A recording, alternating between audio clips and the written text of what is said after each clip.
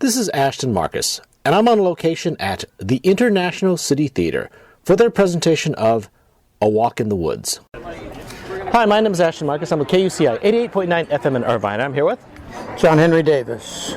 I started directing in New York, primarily, even though I'm from Southern California. I grew up in Riverside.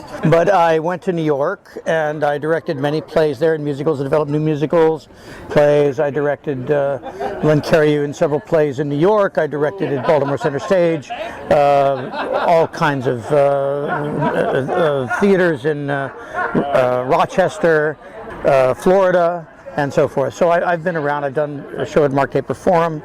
I've directed Oz for HBO, and I've done a feature film, and I've done many things. Oh yeah, great. And what did you do here? It's called A Walk in the Woods, which is a play by Lee Blessing. What drew you to this piece? Well, I think it's particularly relevant to the times we live in. We live in dangerous times, where there is the constant threat of terrorism and nuclear war, with unpredictable agents out there. And I think the play really addresses that. It's about a negotiation in the 80s, but it's also about a human relationship and the way the two people connect or don't connect as they try to represent their countries. The question the play asks is, are you representing yourself or are you representing your country? And what is the difference between what you feel and what your country is going to do? So I think it raises some very strong and exciting questions for us all.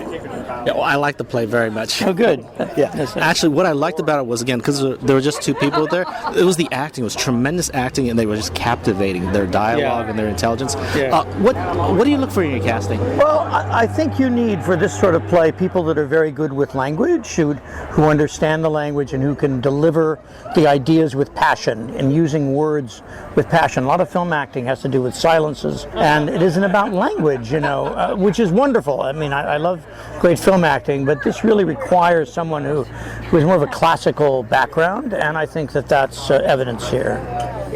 Do you think the story has changed much because, we're no longer in the same situation we were in the 80s. Do you think that ruins the story or does it make it better? What do you think? I think it makes it better. I think we're in the same situation, maybe a little worse.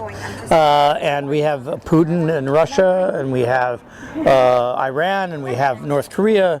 So I think those situations are very difficult, and I think that we have to deal with that. But, the play isn't only serious. The play has a lot of comic elements, and it's sort of the absurdity of the whole situation, the absurdity of arms agreements when, we just kept doing more and more weapon systems, and it doesn't seem like they will ever be really reduced. So I think that's an interesting thing for the audience to share with the actors. Once again, I really love the play. No, thank you so much. Yeah, thank you very much for being on the show. Thank you.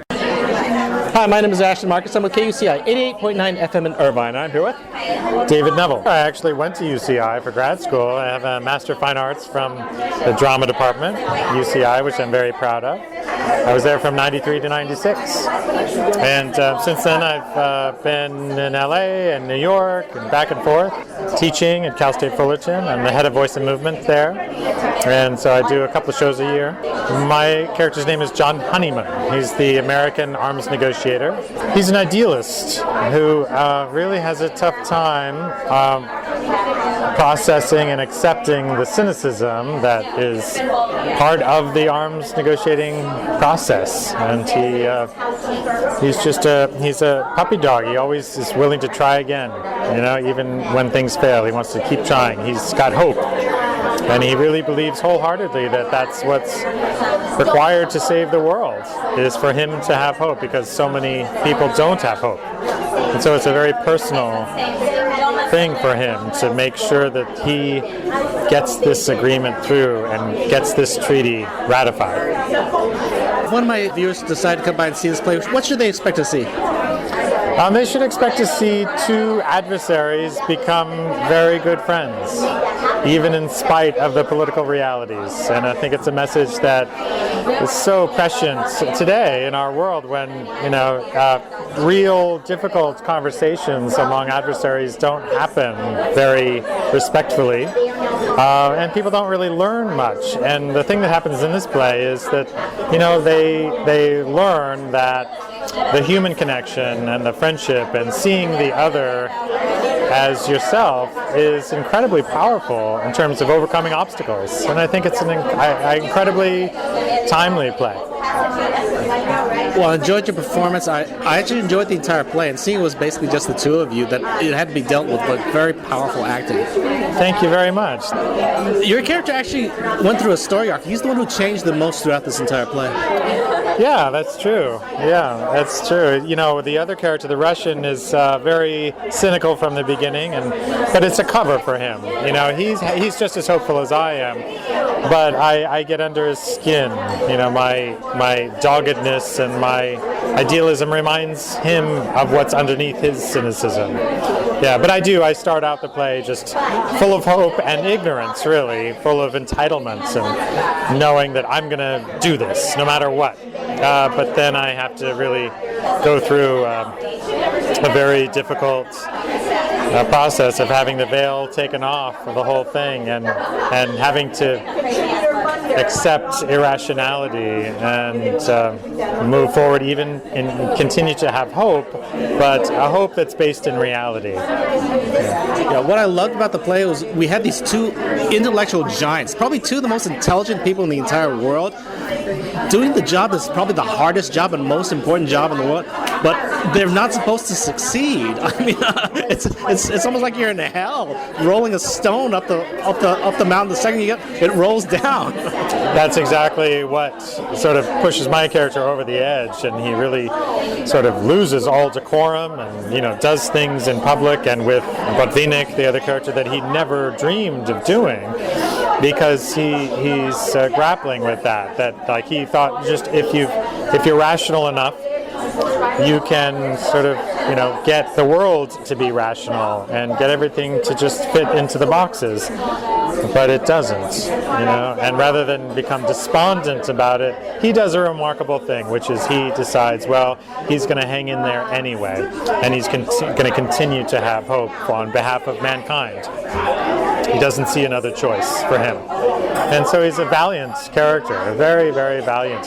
Starts out as sort of the antagonist, which is interesting about the play, because an American audience is naturally going to see the Russian as the antagonist and the American as the protagonist, but that's not how it's written. And my character goes from being the antagonist to the protagonist, along with Botvinnik. So it's a fascinating, it's such a well-written play, and it's amazing. When I first read it, I thought, oh, this is written in 1982, it's dated, but I've really come around on that. It's a phenomenal play, a very personal play. It's really about these two men, and not so much, well, it's of course about the ideas and about nuclear disarmament, but what makes it so exciting for an audience, and every night the audience jumps to their feet afterwards, it's amazing, is the constant interchange and how the stakes are always changing between these two men, and it's extraordinary.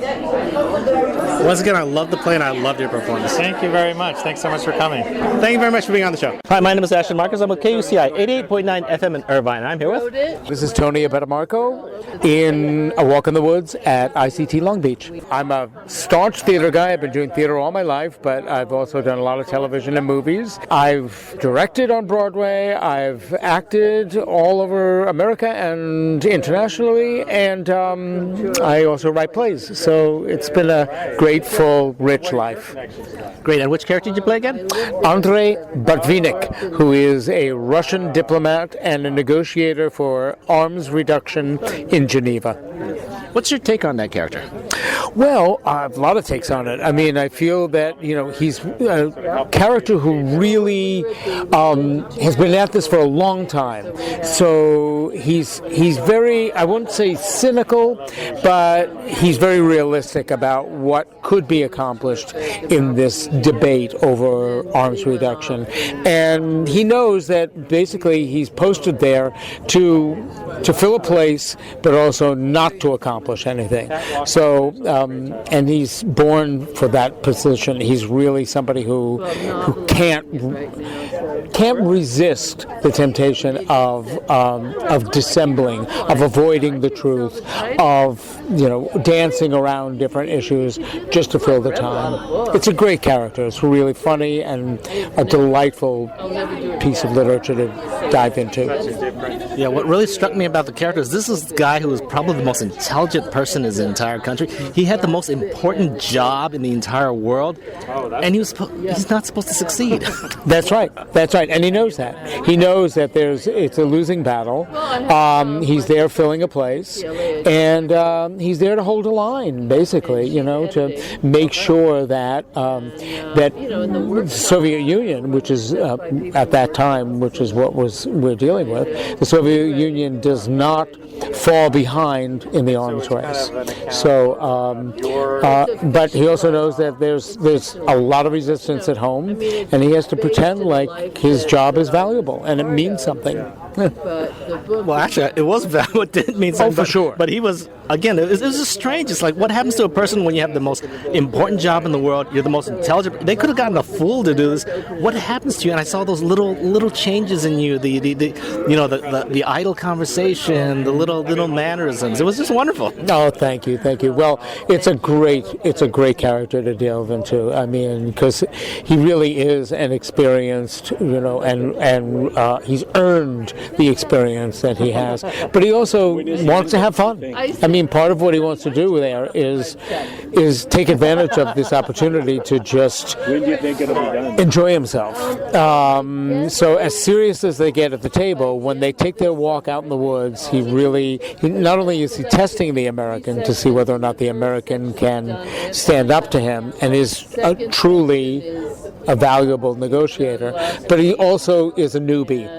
He's a juvenile compared to this guy. So he enjoys challenging him, and he makes the most out of the time that he's there. I actually look at him as almost training this guy. This is almost like his protege. Absolutely. I mean, the first scene I like to think of as a test. It's a testing ground.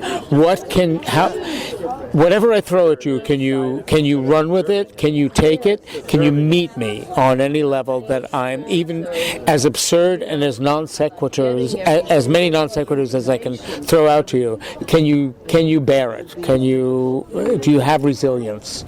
And he finds out that this guy actually does.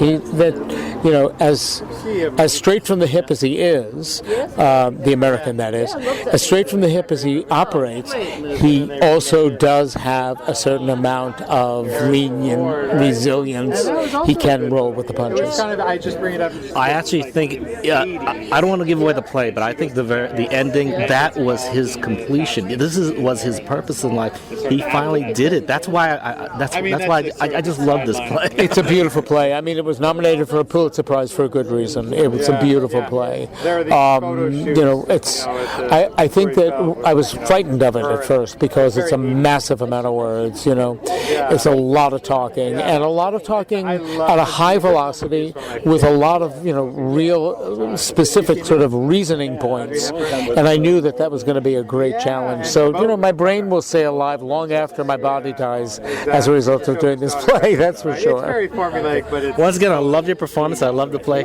Thank you very much for being on the show. It's a pleasure. Thank you. It's great to see you again. A Walk in the Woods will be playing at the International City Theater from April 27th to May 22nd. For more information, go to www.ictlongbeach.org.